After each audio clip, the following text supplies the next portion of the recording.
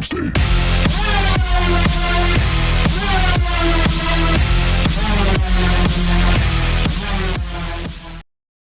Hello and welcome to the final day of Spell Week.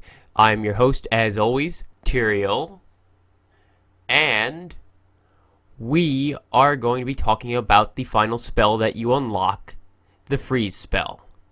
So, let's begin. The freeze spell has 5 levels. Level 1 is 4 seconds, and the upgrade only increases the duration. Level 2 is 5 seconds. Level 3 is of course 6 seconds, and then, yes, you guessed it, level 4 is 7 seconds, and last but not least, level 5 is 8 seconds.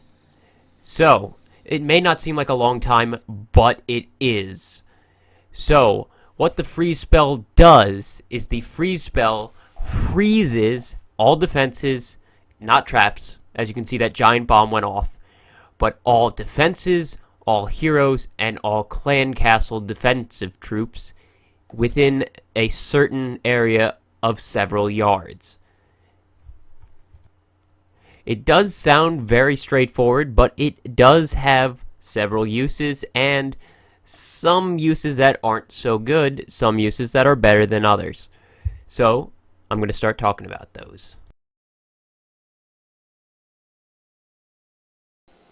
Now, of course, as most of you already know, the most common use of the freeze spell is to freeze the Inferno towers, whether they are on single target or multi-target. If they are on multi-target, you use it to save wizards and witches and anything that will be taken out, any small troops that will be taken out by those multiple beams.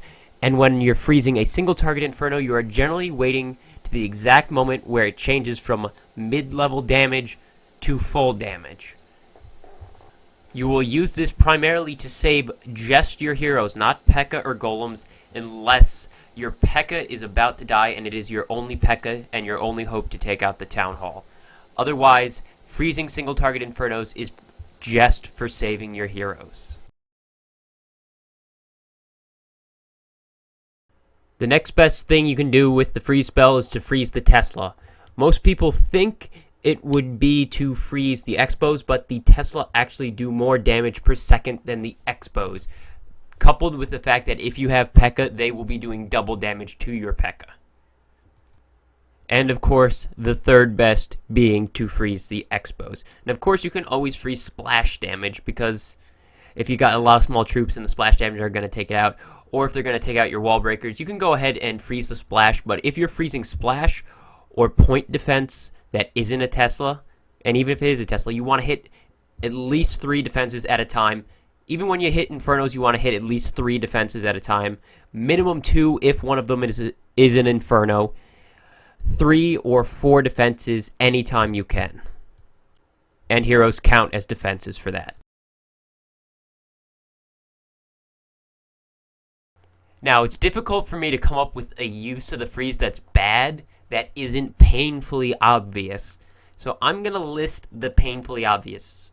Don't miss defenses. Don't freeze only 1 defense unless you absolutely have to freeze 1 Inferno. That's the only thing that should ever be frozen by itself. Right here, he froze it and an Expo. He froze it while it was hitting his Golem, which is a bad thing to do.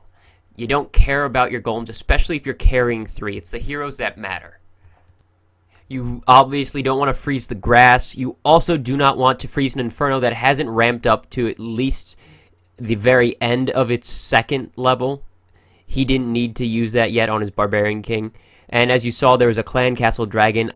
As far as I remember, unless they changed it, this is true unless they changed it, you cannot freeze air troops. So don't bother trying to freeze Clan Castle minions or a Clan Castle Dragon. It ain't gonna do shit, okay?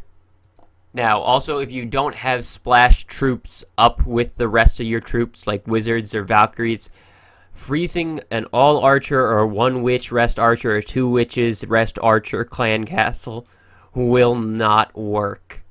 If you just have heroes and P.E.K.K.A, or just heroes, you will not take them all out before your freeze runs out. So at that point, it is just a waste of time. And a waste of a freeze, and you're going to lose no matter what. Or maybe barely win if you do freeze, but it's still, you want those wizards up there if you're going to freeze that clan castle. And, of course, don't freeze things unless they've already started targeting you. Don't go ahead and, freeze something thinking you'll get in range soon. You're just wasting several seconds of your freeze spell.